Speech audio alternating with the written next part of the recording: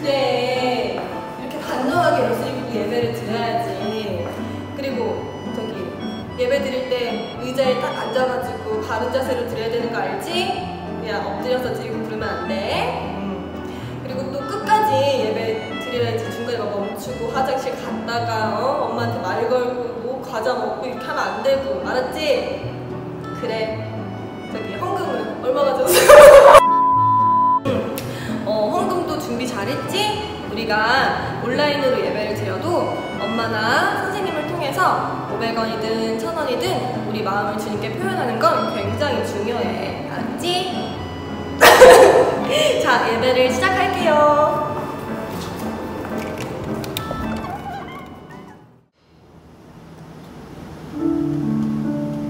할렐루야. 9월 20일 강남중앙교회 학생부 예배를 함께 드리고 있는 우리 학생부 친구들과 선생님들 그리고 성도님들을 주님 안에서 사랑하고 축복합니다. 우리 이 시간 사도신경 다 같이 하심으로써 우리의 신앙을 하나님 아버지 앞에 고백하도록 하겠습니다. 전능하사 천지를 만드신 하나님 아버지를 내가 믿사오며 그 외아들 우리 주 예수 그리스도를 믿사오니 이는 성령으로 잉태하사 동정녀 마리아에게 나시고 본디오 빌라도에게 고난을 받으사 십자가에 못 박혀 죽으시고 장사한 지 사흘 만에 죽은 자 가운데서 다시 살아나시며 하늘에 오르사 전능하신 하나님 우편에 앉아 계시다가 저희로서 산자와 죽은 자를 심판하러 오시리라. 성령을 믿사오며 거룩한 공회와 성도가 서로 교통하는 것과 죄를 사하여 주시는 것과 몸이 다시 사는 것과 영원히 사는 것을 믿사옵나이다. 아멘. 우리 다 같이 기뻐하며 함께 찬양하도록 하겠습니다.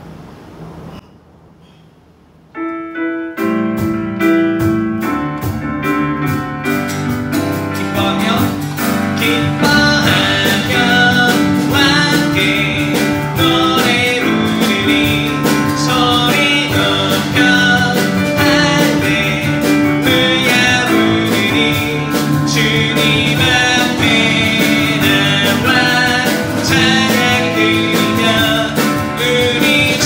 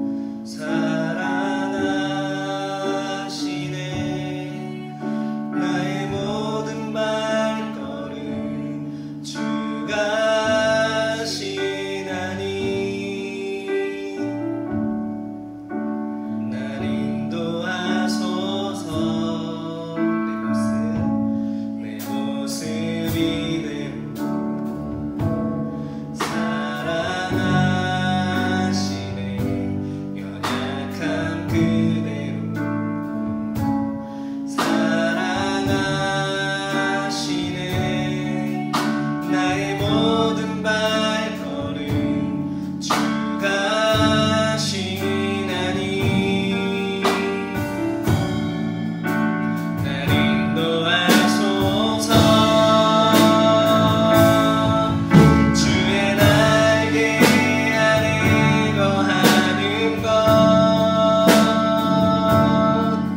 주의 임재 안에 거하는 것, 나의 가장 큰 소망, 나의 가장 큰 은혜, 주와 함께 동행하리니. 주의 날개 아래 거하는 것, 주의 임재 안에 거하는 것, 나의 가장 큰 소망, 나의 가장 큰 은혜, 주와 함께 동행하느니. 내 모습 이대로 사랑하시네. 연약한 그대로 사랑하시네. 나의 모든 발걸음 주가 신하니 날 인도하소서. 주의 날개 아래 거하는 것, 주의 임재 안에 거하는 것, 나의 가장 큰 소망, 나의 가장 큰 은혜, 주와 함께 동행하리니. 주의 날개 아래 거하는 것, 주의 임재 안에 거하는 것,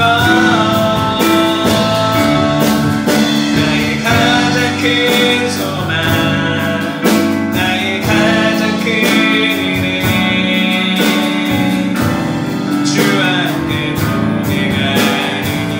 주의 날개 아래, 주의 날개 아래 거하는 것, 주의 임재 안에 거하는 것, 나의 가장 큰 소망, 나의 가장 큰 은혜, 주와 함께 동행하리니. 주의 날개 아래 거하는 것, 주의 임재 안에 거하는 것, 나의 가장 큰 소망, 나의 가장 큰 은혜, 주와 함께 동행하느니.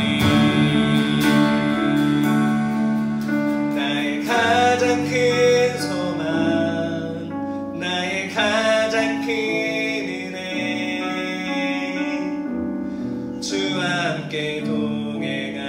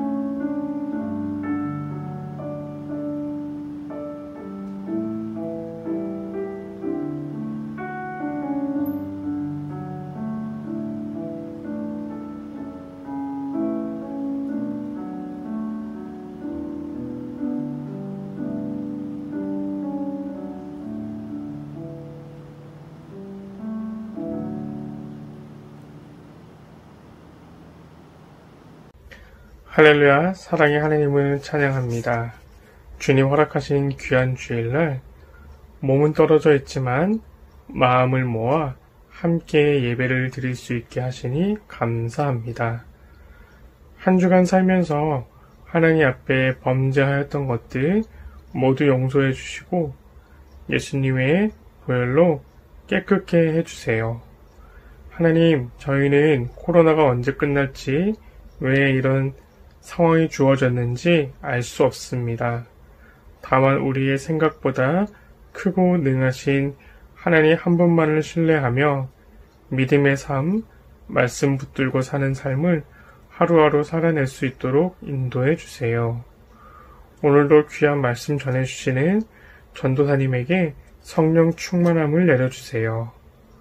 우리 아이들 몸과 마음이 모두 건강하게 잘 지낼 수 있도록 도와주세요. 주님 사랑합니다. 우리와 함께 하시는 예수님의 이름으로 기도드립니다. 아멘. 그래서 함께 성경 말씀 보도록 하겠습니다. 오늘은 창세기 46장 31절로 34절 말씀입니다. 창세기 46장 31절로 34절 말씀 다 함께 한 절씩 교독하도록 하겠습니다. 요셉이 그의 형들과 아버지의 가족에게 이르되 내가 올라가서 바로에게 아뢰어 이르기를 가나안 땅에 있던 내 형들과 내 아버지의 가족이 내게로 왔는데 그들 목자들이 이름으로 그들의 양과 모든 소유를 이끌고 왔나이다 하리니 바로가 당신들을 불러서 너희의 직업이 무엇이냐 묻거든 함께 읽습니다. 당신들은 이르기를 주의 종들은 어렸을 때부터 지금까지 목축하는 자들이온데 우리와 우리 선조가 다 그러하니이다 소서. 애굽 사람은 다 목축을 가증히 여기나니 당신들이 고센 땅에 살게 되리이다. 아멘.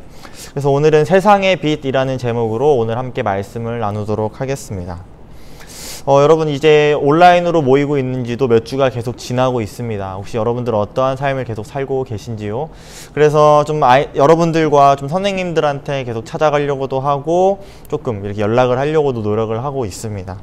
그래서요 선생님들이랑 같이 회의를 해서요 좀 여러가지 다양한 조금 이벤트들을 준비를 하고 있어요. 그래서 조만간 여러분들한테 뭐 이렇게 선물이라든지 아니면 신방이라든지 연락이 갈 테니까요 함께 기대하면서 다시 함께 모여서 예배하는 그 시간을 기대할 수 있기를 간절히 소망합니다. 네, 저희는 이게 계속해서 말씀을 보고 있습니다. 창세기 말씀을 함께 나누고 있는데요. 여러분들 저희가 함께 모이지 못하지만요. 그 매일 성경으로 그 창세기 말씀을 함께 나누면서 마음을 함께 공유했으면 좋겠습니다. 창세기 내용이 지금 너무나도 많기 때문에 이 설교 안에 모든 내용을 구체적으로 담기 많이 어려운 부분이 있어요. 그래서 그 말씀 묵상을 통해서 전체적인 내용을 한번 이렇게 다 훑어주시면서 다 배워가면서 함께 말씀자리로 나아갔으면 좋겠습니다. 한번 지난주에 함께 나눴던 내용을 함께 좀 나눠보려고 하는데요. 저희가 계속 그 요셉에 대해서 함께 나누고 있습니다. 요셉은 어떤 사람이었죠? 그 형들의 시샘을 받아서 그 이집트, 애굽의 노예로 팔려갔었고 그곳에서 어려움이 있었지만 그 자리에서도 하나님의 뜻을 나타냈던 사람이 바로 요셉이었습니다. 그래서 지난주에 나눴던 내용은요. 요셉이 억울하게 누명을 써서 감옥 생활을 하게 됩니다. 하지만 그 감옥 생활 중에서도 인정을 받아서 하나님의 뜻을 계속해서 나타내는 삶을 살았고요. 그 안에서 꿈 해석을 하게 됐어요. 그 파라오 왕이 꾸었던 꿈을 해석해 줌으로써 그 감옥에서 나와서 바로 그 총리의 자리까지 올라갔던 게 바로 요셉의 모습이었습니다. 어떻게 보면 이 시대가 굉장히 차별도 심했고 무시나 그런 박해가 심했던 그런 시대였지만 놀랍게도 이 요셉은 이 이집트의 총리의 자리까지 넘버 2의 자리까지 올라갔던 것이 지난주의 말씀이었습니다. 그 가운데에서요 요셉이 이야기했었던 꿈을 해석했었던 그 7년의 풍년과 7년의 흉년이 있는 그 가운데에 있는 와중에요 그 야곱과 그 요셉의 형들은 이집트로 찾아가게 됩니다. 그 이유는 이집트에 있는 그 음식들과 곡식들을 구하기 위해서 찾아가는데요 그 형들은 요셉 앞에 서게 됩니다. 형들은 요셉을 알아보지 못하였지만요 요셉은 그 형들을 알아봅니다. 어떻게 보면 너무나도 미웠을 수도 있고 싫었을 수도 있고 아니면 반갑거나 눈물이 날 수도 있었는데요. 그 가운데에서도 요셉은 여전히 형들을 사랑했었고 형들한테 풍족함이 있기를 원했어요. 그렇기 때문에 어떻게 했나요? 형들을 한번 시험해 봐야겠다라고 마음을 먹습니다. 그래서 내렸던 시험이 바로 집에 두고 왔던 그 막내 아들인 베냐민을 데려와라 라고 했던 것이 요셉의 요청이었습니다. 그래서 그 형들은 집으로 돌아갔죠. 돌아가서 아버지한테 이야기합니다. 아버지, 그 이집트의 총리가 이야기하기를 집에 있는 막내 베냐민을 데리고 오면 저희들을 인정해주고 곡식들을 주겠다고 합니다. 베냐민을 데려가도 되겠습니까? 야곱은 어떻게 했나요? 야곱은 고민했습니다. 염려했습니다. 요셉마저 그렇게 죽었는데 지금 내 막내 아들인 베냐민조차 죽으면 어떻게 될까? 그래서 염려하고 걱정하고 보내지 않으려고만 했었던 것이 바로 그 아버지 야곱이었습니다. 하지만 그 가운데에서 바로 그 유다가 아버지를 열심히 설득하였고요. 베냐민이 죽지 않게끔 하여서 내가 대신 죽겠습니다. 만약에 베냐민이 노예가 된다고 하면 내가 대신 노예가 되겠습니다. 내가 희생하도록 하겠습니다 라고 했었던 한층 성장의 모습을 보였던 것이 바로 그 유다의 모습이었고요. 결국 아버지 야곱 또한 성숙한 모습을 보이면서 내가 이제 하나님만을 붙잡겠습니다. 아들이 죽을지언정 나는 하나님의 뜻을 따르겠습니다 라고 했던 것이 바로 야곱의 모습이었습니다. 그래서 지난주에 함께 나눴던 것이 무엇이냐면요, 우리 함께 성장을 경험하자. 그 유다와 그 형제들과 그 아버지 야곱의 모습처럼 성장할 수 있는 기독교인, 그리스도인이 돼야 된다고 지난주에 함께 나눴습니다. 그래서 지난주에 어떤 노래 하나 소개시켜드리면서 말씀드렸죠. 우리들은 늙어가는 것이 아니라 그저 이런 세상의 시선으로 바라봤을 땐 나이가 들어가고 늙어가는 것 같지만 우리들은 하나님의 관점에서 보았을 땐 늙어가는 것이 아니라 익어가는 것이다. 성장해 나가는 것이다 라고 이야기를 했습니다. 한 주간의 모습을 되돌아보면서 여러분들은 지난주와 달리 어느 정도의 성장을 경험하고 계십니까? 혹시 성장을 경험하지 못하고 계시다면 왜 그렇다고 생각을 하십니까? 네, 저희들이 계속해서 하나님께 나아감으로써, 하나님의 그 말씀을 붙잡음으로써, 하나님을 기도함으로써요, 매일매일의 삶 가운데 믿음의 성장이 일어나야 됩니다. 예전의 나보다 더욱더 믿음을 붙잡고 나아가는 삶과 예전의 나보다 더욱더 하나님을 의지하는 삶을 살아가야 되는 것이 그리스도의 삶의 모습인 것입니다. 그래서 이어서 한번 오늘의 말씀을 계속해서 나눠보려고 합니다. 오늘의 제목은 아까 함께 나눴지만 세상의 빛이라는 제목으로 함께 나누려고 합니다. 여기서 한번 세상이라는 단어를 가지고 함께 이야기하려고 하는데요. 한번 여러분들한테 질문을 해보고 싶습니다. 세상이 바라보는 여러분들의 모습은 과연 어떠합니까? 한번 좀 더 구체적으로 이야기했을 때 하나님을 믿지 않는 사람들이 하나님을 믿는 여러분들을 바라보는 그런 시선, 그런 모습은 어떠합니까? 여러분들의 모습을 통하여서 하나님의 모습을 보게 되고 있습니까? 여러분들의 모습을 통하여서 하나님의 위대하심을 경험하고 있는 것이 바로 그 세상 사람들의 모습입니까? 아니면은 되게 안중에도 없이 세상 사람들이 나를 어떻게 보든 상관없어, 세상 사람들이 그리스도인들, 기독교인들을 어떻게 보든지 상관없어, 이런 무관심한 모습을 보이고 있지는 않습니까? 친한 친구 중에 한 명이 그 목사님의 아들이에요. 목사님의 아들이어가지고 예전에는 이렇게 전도사도 막 하려고, 신학을 하려고 막 했었던 친구가 있는데요. 그 친구는 지금 이렇게 신학을 하지 않고 일반 이렇게 직장을 다니고 있어요. 근데 그 친구가 솔직히 말해서 클럽도 좋아하고 술도 좋아하고 담배도 피고 하는 모습이에요. 그래서 저랑 가끔 만날 때마다 제가 잔소리를 되게 많이 해요. 야, 너는 목사님 아들로서, 그리고 너 교회 그렇게 열심히 다니면서 하나님을 그렇게 열심히 믿으면서 세상 사람들이 너를 봤을 때 어떻게 생각하겠니?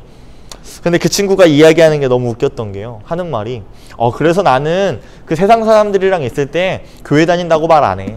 나는 세상 친구들이랑 있을 때 예수님 믿는다고 얘기 안 해. 친구들은 나 예수님 믿는 줄 모를걸? 이렇게 얘기하는 친구들도 있더라고요. 여러분들의 모습을 한번 되돌아보았으면 좋겠습니다. 여러분들이 속해 있는 그런 학교의 자리, 가정의 자리, 직장의 자리, 그 수많은 자리 가운데에서 여러분들은 과연 어떠한 모습과 어떠한 역할로 나아가고 있습니까? 혹시 세상 사람들이 여러분들을 바라보았을 때 그리스도인인 줄도 모르고 있는 상황이지는 않습니까? 아니면 여러분들이 하나님을 믿는 그리스도인이라는 것을 알지만 여러분들의 모습을 통하여서 하나님의 모습을 바라보지 못하고 하나님의 높으심을 보지 못하고 있지는 않습니까? 오늘 이 요셉 말씀을 통해서요, 이어지는 이 창세기 이야기를 통해서요, 우리들이 이 세상 가운데 어떠한 역할로 나아가야 하고 어떠한 모습으로 나아가야 하고 어떠한 삶이 하나님께 영광 올려드릴 수 있는 삶인지에 대해서 오늘 함께 살펴보려고 합니다. 네, 한번 이어지는 내용을 보려고 합니다. 변화된 형제들의 모습을 보았습니다. 요셉은요, 그 예전과는 다른 20년 넘게 세월이 지난 그 이후에 변화된 형제들의 모습, 성숙해진 형제들의 모습을 보게 됩니다. 그래서 그 가운데 그 형들의 모습을 보고요, 감동을 받게 된 요셉은 그 자리에서 자신의 정체를 밝히게 됩니다. 그 내용은 창세기 45장에 나오게 되는데요. 창세기 45장 1절부터 4절까지 쉬운 성경 내용을 한번 살펴보게 되면요, 요셉은 자기 종들 앞에서 더 이상 북받치는 감정을 억누를 수 없었습니다. 요셉은요, 더 이상 그 신하들 앞에서, 그 형들 앞에서 자신의 감정을 숨길 수가 없었습니다. 그래서 이야기합니다. 요셉은 모두 다 물러가거라 하고 소리쳤습니다. 형들만 남게 되자 요셉은 자기가 누구라는 것을 말했습니다. 2절에 요셉이 너무 크게 소리를 내어 울었기 때문에 이집트 사람들도 모두 그 소리를 들었습니다. 그리고 망궁의 신하들도 그 소리를 들었습니다. 요셉이 얼마나 한이 됐겠습니까? 가족들을 만나지 못한다는 그 외로움, 자기가 혼자라는 그 너무나도 그 두려웠고 그 무서웠던 마음 가운데 형들과 함께하게 된 그 마음입니다. 그렇기 때문에 기쁨의 눈물과 감격의 눈물을 흘렸던 것이 바로 요셉의 모습입니다.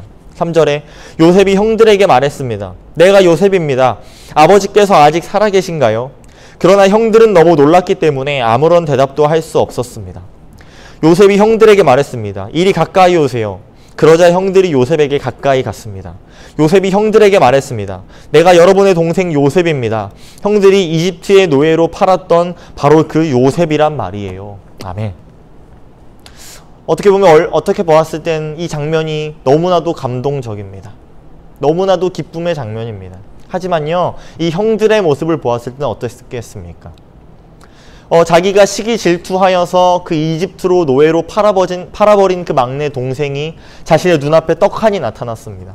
그러고선 이야기하는 겁니다. 내가 이 자리의 총리입니다. 이 자리의 총리이고 내가 형들을 너무나도 보고 싶었습니다. 물론 너무나도 기뻤을 거예요. 감격이었을 겁니다. 하지만 어떻게 보았을 때 이 형들은 많이 두려웠을 겁니다. 내가 예전에 이 동생을 팔아버렸는데 나한테 보복을 하면 어떡하지? 이제 나를 죽이면 어떡하지? 이 이집트의 총리이기 때문에 나를 죽일 수도 있는데, 이런 두려움이 있을지도 모릅니다. 하지만요, 이 다음 절을 보았을 때요, 요셉은 이 형들을 용서하고 이 형들에 대한 사랑의 마음을 전합니다. 45장 5절입니다. 하지만 이제는 염려하지 마세요. 저를 이곳에 판 일로 마음 아파하지 마세요. 하나님께서 저를 형님들보다 먼저 이곳으로 보내셔서 사람들의 생명을 구하게 하신 것이니까요. 아멘. 너무나도 놀랍지 않습니까? 인간의 시선과 인간의 생각으로 보았을 때는 형들이 미운 것이 너무나도 당연합니다. 그 형들이 아니었다면 평생 아버지 곁에서 풍요롭게 살았을 것이고 부자로 살았을 것이고 누릴 것들을 다 누리면서 살았을 것입니다. 하지만 그 고난 가운데, 그 형들의 시기 질투 가운데 그 이집트로 팔려가고 만 것이 요셉의 모습이었고, 심지어 그 가운데에서 너무나도 많은 핍박을 당합니다. 누명을 쓰기도 하고요, 노예 생활도 하고요, 감옥에 갇히기도 하고요, 죽을 뻔한 위기를 넘긴 것이 한두 번이 아닐 것입니다. 하지만 그 가운데에서요, 요셉은 형들을 용서하는 모습입니다. 하지만 그 가운데 더 놀라운 고백이 있는데요, 5절 하반부에 보면요, 하나님께서 저를 형님들보다 먼저 이곳으로 보내셔서 사람들의 생명을 구하게 하신 것이니까요. 아멘. 이 고백을 함께 고백을 해야 됩니다. 요셉의 상황은 너무나도 절망이었고 어려움이었습니다. 죽음만 같았던 그런 상황이었지만요, 요셉은 그 가운데에서 하나님의 의를 나타냈고 하나님의 높으심과 하나님의 계획하심을 인정하면서 살았던 것을 나타내는 것이 지금의 본문인 것입니다. 모든 상황 가운데에서 하나님의 도구로서 살아갔던 것이 바로 요셉이고, 무조건적인 신뢰와 하나님에 대한 확신함을 가지고 있었기 때문에 요셉의 마음 가운데는 언제나 평안함이 가득했던 것입니다. 사랑하는 학생부 여러분, 우리들이 많이 실수하고 있는 것은요, 우리들은 하나님을 믿는다는 것을 너무나도 선택적으로 생각할 때가 많다는 것입니다. 한번 생각을 해봅시다. 어떻게 보면은 너무 기쁨과 행복과 너무 감사가 넘치는 그 시간 가운데에서 하나님의 높으심을 경험하게 됩니다. 나에게 좋은 일이 생길 때 하나님이 나한테 역사하시는 것 같고, 나에게 이렇게 학업의 길이 열리거나 취업의 길이 열리거나 나의 진로가 열렸을 때 하나님의 높으심을 바라볼 때가 많습니다. 하지만 나에게 주어지는 그 고난의 상황 가운데, 나에게 주어지는 그 아픔의 상황 가운데 너무나도 하나님을 외면해버리고 때로는 하나님을 무시하게 되고 하나님을 원망만 하게 되는 것이 바로 선택적으로 하나님을 선택하는 우리들의 모습일지 모릅니다. 하지만 오늘 요셉의 모습을 바라보았을 때 요셉은요, 그 어떠한 상황 가운데에서도 어떠한 순간 가운데에서도 무조건적으로 하나님을 신뢰하면서 무조건적으로 하나님을 확신하는 모습으로 살아갔던 것이 바로 요셉의 모습입니다. 우리 함께 예전에 찬양하지 않았나요? 나는 예배자입니다. 내가 서 있는 곳 어디서나 하나님을 예배합니다. 바로 이 요셉의 모습이었습니다. 요셉이 서 있는 그 자리에서, 그 어떠한 곳이든지 요셉이 서 있는 그곳에서 예배했던 것이 바로 요셉의 모습인 것입니다. 이후에 형제들의 모습을 보면요, 형제들은 이 소식을 가지고 다시 그 아버지가 있는 가나안 땅으로 돌아가게 됩니다. 그래서 그곳에서 아버지에게 지금 있었던 일을 모두 이야기하는 것입니다. 그 요셉을 만났다는 것, 요셉이 총리가 되었다는 것, 요셉이 그 아버지를 모시고 이집트로 오라고 했던 그 이야기를 모두 아버지에게 전하게 됩니다. 그 아버지는 믿을 수 없었지만요, 그 형들의 말을 듣고 그 형들과 함께 모든 소유와 모든 가족을 이끌고 이집트로 가게 되는 모습입니다. 그래서 그 야곱은 그 가족들과 함께 이집트로 가서 요셉을 만나게 됩니다. 그래서요, 그 요셉과 야곱은 그 만남을 하게 되었고 기쁨의 눈물을 흘리게 됩니다. 46장 29절의 말씀을 보면요, 요셉이 그의 수레를 갖추고 고센으로 올라가서 그의 아버지 이스라엘을 맞으며 그에게 보이고 그의 목을 어금 맞춰 안고 얼마 동안 울매. 30절입니다. 이스라엘이 요셉에게 이르되 내가 지금까지 살아있고 내가 내 얼굴을 보았으니 지금 죽어도 족하도다. 아멘. 고백하는 것입니다. 내가 너를 만남이 너무나도 기쁘구나. 지금까지 너가 죽었다고 나는 생각했었어. 너가 당연히 없다고만 생각했었는데 너가 이렇게 살아있다고 하는 것이 정말 하나님의 은혜이고 하나님의 뜻이구나. 내가 이제 죽어도 정말 여한이 없다. 내가 이제 이 순간 목숨을 잃는다고 하더라도 나는 더 이상 원하는 게 없어 라고 고백하는 것이 바로 이 야곱의 모습인 것입니다. 창세기 모습을 계속해서 보았을 때요, 우리들은 느꼈습니다. 이 야곱의 삶과 이 요셉의 삶이 너무나도 파란만장하고 너무나도 어려웠고 고난이 넘쳤던 것이 바로 이 둘의 삶이었는데요, 이 둘은 끝까지 하나님을 의지했었고 하나님을 바라봤었고 하나님의 계획 안에 있었기 때문에 결국에는 하나님 안에서 평안을 누리고 하나님 안에서 기쁨을 누리게 됐던 것이 바로 이 둘의 모습인 것입니다. 창세기를 읽는 가운데 우리들이 계속 붙잡고 나아가는 것은 결국 하나님을 붙잡아야 된다는 것입니다. 하나님을 사랑해야 된다는 것입니다. 모든 순간 가운데 하나님을 의지하고 하나님의 능력을 기억해야 된다는 것입니다. 이 말씀을 붙잡으며 살아갈 수 있기를 간절히 소망합니다. 그래서 이 상황을 보았을 때요, 하나님의 그 약속의 땅인 가나안 땅에 있었던 그 야곱과 야곱의 그 가족들은요, 그 요셉이 있는 그 이집트라는 땅으로 오게 됩니다. 그런데 우리들이 여기서 한번 살펴보아야 될 것은요, 그 가나안 땅, 하나님이 축복을 하시겠다고 했고 하나님이 약속하셨던 그 가나안 땅은 쉽게 말해서 하나님의 은혜가 넘치는 곳, 하나님을 예배하는 곳, 하나님을 찬양하는 곳이 그런 가나안 땅이었습니다. 그런데요, 지금 요셉과 그 요셉 족속이 함께 이동했던 그 이집트는요, 여러분들도 아시겠지만 이방신들을 믿었고 자기들이 만들었던 신을 믿었던 곳이 바로 그 이집트였습니다. 하나님이 없었고 하나님을 찬양할 수 없었고 하나님을 예배할 수 없는 곳이 바로 그 이집트, 애굽의 땅이었던 것입니다. 그래서요, 야곱의 모습을 보면요, 그 이집트라는 땅에 계속해서 거주하려고 했던 목적이 아니었습니다. 47장 4절 말씀 쪽을 보면요, 가나안 땅에 기근이 심하여 종들의 양떼를 칠 곳이 없기로 종들이 이곳에 거류하고자 왔사오니, 거류하고자 라고 나옵니다. 이게 무슨 뜻이냐면요, 이야기하는 겁니다. 지금 가나안 땅은 기근이 너무 심해서 그 양들을 돌볼 수가 없습니다. 그렇기 때문에 지금 저희 양들을 이 땅에서 지금 몇 년 동안 이렇게 있다가 거주하고 있는 것이 아니라 거류하다가 나중에 다시 그 땅으로 돌아갈 겁니다 라는 그런 뉘앙스를 가지고 이야기합니다. 그런데요, 그 이 야곱의 족속, 이 족속들은요 1, 2년, 5년, 10년 이 땅에 있는 것이 아니라요 결국에는 모세를 통해 홍해를 건너기 전까지 약 한 430년, 450년 정도로 이 땅 가운데 계속 거류하게 아니면 거주하게 되는 모습입니다. 근데 여기서 어떠한 지역이 나오냐면요 바로 고센 땅이라는 것이 나옵니다. 아까 읽었던 그 사절에 보면요 고센 땅이라고 나오는데요. 자, 여러분 고센은 그 이집트에 있는 한 지역을 이야기하는 겁니다. 예를 들어서 뭐 한국이라고 쳤을 때는 뭐 부산, 대구 아니면은 뭐 전주, 뭐 강원도 이런 식으로 지역을 나누는데요. 고센 땅은 쉽게 말해서 이집트랑 어느 정도 좀 떨어져 있는 변두리에 있었던 어느 한 마을입니다. 그런데 그 땅은요 여러분들이 생각하는 그 이집트라는 이미지 아시죠? 사막이 많고 피라미드가 있고 스핑크스가 있는 그런 넓은 그런 광야가 아니라요 풀이 있고 나무가 있는 그러한 곳이었습니다. 근데 오늘의 본문에 무엇이 나오는 거냐면요 요셉은 자신의 가족들을 그 이집트에 있는 이집트에 있는 그 도시로 인도하는 것이 아니라 변두리에 있는 그 고센 땅으로 인도하는 것입니다. 그렇기 때문에 오늘 본문을 보면요 오늘 본문 31절에 요셉이 그의 형들과 아버지의 가족에게 이르되 내가 올라가서 바로에게 아뢰어 이르기를 가나안 땅에 있던 내 형들과 내 아버지의 가족이 내게로 왔는데 그들은 목자들이라 목축하는 사람이므로 그들의 양과 소와 모든 소유를 이끌고 왔나이다 하리니 바로가 당신들을 불러서 너희의 직업이 무엇이냐 묻거든 당신들은 이르기를 주의 종들은 어렸을 때부터 지금까지 목축하는 자들이온데 우리가 우리 선조가 다 그러하니이다 하소서. 애굽 사람은 다 목축을 가증히 여기나니 당신들이 고센 땅에 살게 되리이다.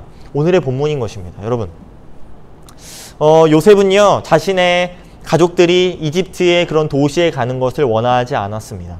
그 변두리에 있는 고센에 가는 것을 원했습니다. 그래서 약간 꾀를 부려서 형들한테 이야기하는 거예요. 형들 그 파라오 왕이 물었을 때 목축하는 자들이라고 이야기하십시오. 그러면은요 여러분들을 그 고센 땅에서 살게 하실 겁니다 라고 이야기합니다. 그래서 실제로요 이 가족들은 그 고센 땅에 거주하게 되고 그 곳에서 이렇게 거주지를 마련하게 되는 것입니다. 그런데 이게 어떠한 의미냐면요 저희들이 방금 말씀드렸던 것처럼 그 애굽은 이방신이 넘치고 하나님이 없고 하나님을 예배하기 힘든 그러한 땅입니다. 하지만 그 고센은 그 도시와 그 수도와 멀었기 때문에 그런 종교적인 핍박이 덜하였고요 종교적인 강압이 덜하였습니다. 이방신을 믿거나 하는 것이 좀 적었습니다. 그렇기 때문에 그 곳에서 거주했고 거류했던 것이 바로 이 야곱의 족속이었던 것입니다. 그런데 우리가 이곳에서 이 본문에서 생각해 보아야 될 것은요 이 야곱의 족속은 어떻게 보았으면은 그 이집트에 갈 이유가 없었습니다. 왜냐하면 그 곳에서는 하나님을 예배하기가 너무 어려웠고 하나님이 없는 땅이었기 때문입니다. 그렇기 때문에 너무나도 당연하게 그 땅을 벗어나서 다시 가나안 땅으로 돌아가는 것이 당연할지도 모릅니다. 하지만 이 야곱의 족속은요 계속해서 이 애굽의 땅에서 하나님의 복음을 전하려고 하였고 이 땅에서 하나님의 뜻을 나타내려고 하였고 이 가운데에서 하나님의 의를 드러내려고 했던 것이 바로 이 야곱의 족속의 모습이었던 것입니다.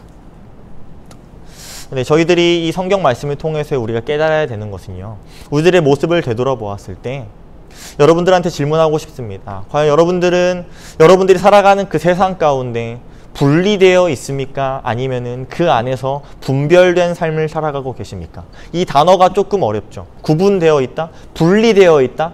아니면은 그 가운데에서 분별되어 있다? 한번 생각해 보아야 됩니다. 여러분들이 교회라는 이 공동체 안에서 교회라는 이 예배의 자리에서 있다가 이 세상 가운데로 나아갈 때 180도 변화되는 삶, 완전 분리되거나 완전 구분되는 그러한 모습을 살아가고 계십니까? 아니면 예배 가운데 얻은 그 하나님의 은혜와 하나님의 사랑을 가지고 이 세상 가운데로 나아가서 그 가운데에서 하나님의 의를 나타내고 계십니까? 오늘의 본문이 의미하는 것이 그것입니다. 그들은 가나안 땅에 있을 수도 있었지만 그들은 애굽으로 갑니다. 그 애굽에서 어떻게 보면 고난과 무시와 핍박이 있을지 모르지만 그 가운데에서도 열심히 하나님을 전하고 여전히 하나님을 찬양하고 하나님의 사역을 감당하기 위해 노력하면서 그 안에서 분별된 삶을 살아가는 것이, 빛과 소금의 역할을 하는 것이 바로 이들의 모습인 것입니다. 사랑하는 학생부 여러분, 오늘의 말씀 가운데 이 말씀을 기억하면서 나아갔으면 좋겠습니다. 여러분들이 나아가는 그 세상은 우리들이 등지고 나아가야 되는 그런 세상이 아니라 우리들이 함께 걸어가고 함께 손잡고 껴안아 가야 하는 것이 바로 세상의 자리인 것입니다. 이 교회의 자리에서 구분되어져 있는, 동떨어져 있는 그런 삶을 살아가는 것이 아니라 여러분들이 교회에서 깨닫게 된 그 하나님의 사랑을 가지고 나아가는 것이 그 세상의 자리인 것입니다.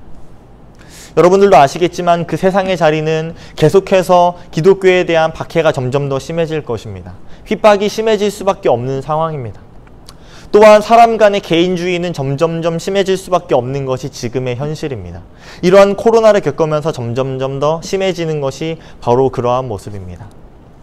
하지만 그 가운데에서 우리 기독교인들, 하나님의 자녀된 우리들이 그런 세상을 내버려 두거나 등지거나 내팽개치는 것이 아니라 그 가운데에 거주하면서, 그 가운데에 거류하면서 그 안에서 하나님의 사랑을 전하면서 하나님의 크신 뜻을 나타내면서 하나님의 복음의 사역을 전달하는 것이 바로 이 그리스도인들의 사명인 줄을 믿습니다. 네, 마태복음 이야기를 하고 오늘 말씀을 함께 마무리하려고 합니다. 마태복음 5장의 말씀을 보면요, 하나님께서 제자들에게 말씀하시는 것이 있습니다. 바로 빛과 소금이 되라는 말씀인데요, 13절의 말씀을 보면 너희는 세상의 소금이다. 만일 소금이 그 맛을 잃으면 무엇으로 짠맛을 내겠느냐. 맛을 잃은 소금은 아무 쓸모가 없게 되어 밖에 버려져 사람들에게 밟힐 뿐이다 라고 이야기하십니다. 그 소금은 음식의 짠맛을 담당합니다. 너무나도 싱거운 그런 음식이지만 그 소금으로 인해서 정말 맛있는 음식이 됩니다. 세상 가운데 하나님께서 원하시는 것은요, 그 밋밋하고 맛없고 아무도 먹지 않을 것만 같은 그런 세상 가운데 소금의 역할이 되어서 맛을 내고 풍미를 내고 그 모든 사람들이 만족함을 느끼게끔 하라는 것이 하나님의 말씀입니다. 14절에 너희는 세상의 빛이다 라고 이야기하십니다. 16절에 이와 같이 너희 빛을 사람들에게 비춰라. 그래서 사람들이 너희의 선한 행동을 보고 하늘에 계신 너희 아버지께 영광을 돌리게 하여라. 우리들이 이 세상 가운데 소금과 빛으로 나아가는 목적입니다. 그것은요, 나를 통해서 이 세상 가운데 선한 영향력이 끼쳐지고 나의 모습을 통하여서, 우리 그리스도인들의 모습을 통하여서 이 세상 가운데 기쁨이 넘쳐서 결국엔 그 기쁨의 영광이 하나님께로 돌아가게 되는 것입니다. 사랑하는 여러분, 한 주간을 살아갑니다. 우리는 이 말씀을 기억하며 나아가야 합니다.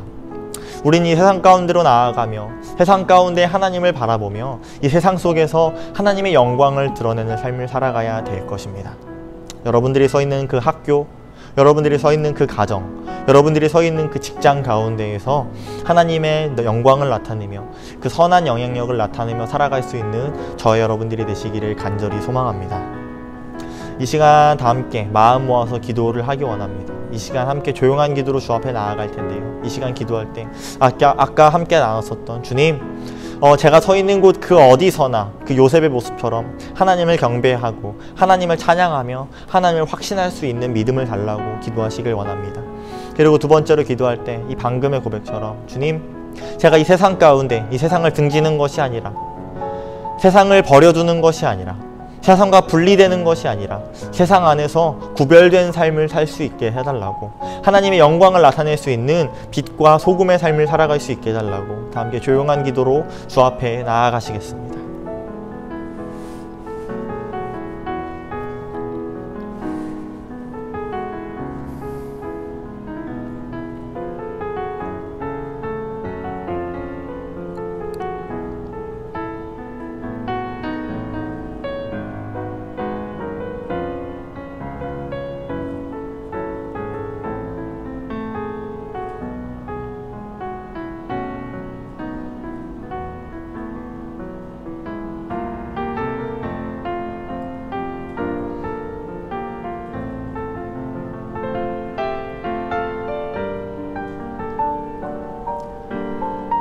사랑과 능력의 주님 감사합니다. 나를 이 세상의 빛으로, 세상의 소금으로 부르신 주님이심을 이 시간 고백합니다. 이 땅 가운데 더 이상 세상을 등지지 않게 하시고 세상을 무시하지 않게 하시고 이 세상 가운데 내가 녹아들어서 하나님의 선하신 영향력을 나타내는, 하나님의 영광을 나타내는 빛과 소금의 역할을 감당할 수 있도록 인도하여 주시옵소서. 주님의 은혜가 너무나도 큼을 고백합니다. 주님의 사랑이 너무나도 위대함을 고백하오니 그 위대함을 가지고 세상 가운데로 나아가 하나님의 은혜를 선포하며 하나님의 크신 뜻을 선포하며 나아갈 수 있는 온전한 그리스도인들의 모습이 될 수 있도록 인도하여 주시옵소서. 이 요셉과 같이 언제나 하나님을 바라보게 하시고 모든 순간이 하나님의 은혜임을, 모든 순간이 하나님의 크신 계획하심임을 인정하며 살아갈 수 있는 진정한 주의 백성 될 수 있도록 인도하여 주시옵소서. 감사드리며 예수님의 이름으로 간절히 기도합니다. 아멘. 다 함께 주기도문 하심으로 오늘 예배를 모두 마치겠습니다. 하늘에 계신 우리 아버지여, 이름이 거룩히 여김을 받으시오며 나라가 임하시오며 뜻이 하늘에서 이루어진 것 같이 땅에서도 이루어지이다. 오늘 우리에게 일용할 양식을 주시옵고 우리가 우리에게 죄 지은 자를 사하여 준 것 같이 우리 죄를 사하여 주시옵고 우리를 시험에 들게 하지 마시옵고 다만 악에서 구하시옵소서. 나라와 권세와 영광이 아버지께 영원히 있사옵나이다. 아멘.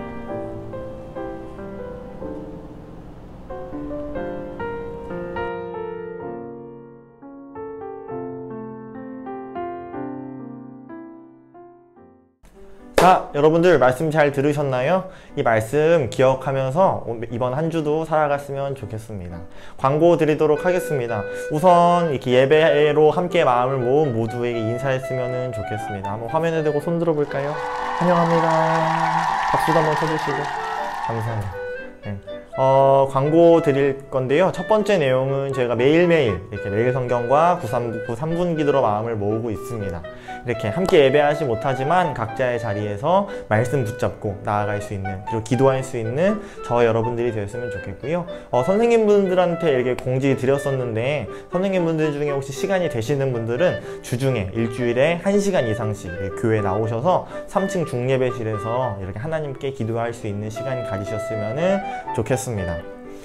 저희 지난주에 퀴즈 함께 나눴었죠. 퀴즈의 정답이 바로 유다였었죠. 몇몇 분들 댓글 달아주셨는데 그분들한테는 저희가 수합해서 한 번에 이렇게 선물 보내드리는 걸로 하도록 하겠습니다. 네 번째 광고 조금 특별한 광고예요. 저희가 이번 주 목요일날 한번 이렇게 저희가 줌이라는 어플 통해서, 이렇게 줌 어플 보이죠? 줌 어플을 통해서 한번 여러분들이랑 한번 이렇게 얼굴도 마주보고 근황도 나누고 말씀 묵상도 좀 나누는 시간을 가지려고 합니다. 그래서 저희가 목요일날 이렇게 저녁 10시, 밤 10시, 목요일 10시에 줌으로 모이려고 하니까요. 선생님들 통해서 이렇게 링크 보내드릴게요. 그래서 그거 받아서 들어오셔가지고 얼굴도 보고 말씀도 나누고 그리고 선물도 이렇게 나눠주는 시간이 있을 테니까 함께 선물 받았으면 좋겠습니다. 네, 여러분들 너무 많이 보고 싶고요. 전도사님은 여기 이 해변에서 재밌게 놀다가 목요일날 줌 어플에서 만나도록 하겠습니다. 그러면은 다음 주에 뵙겠습니다. 안녕.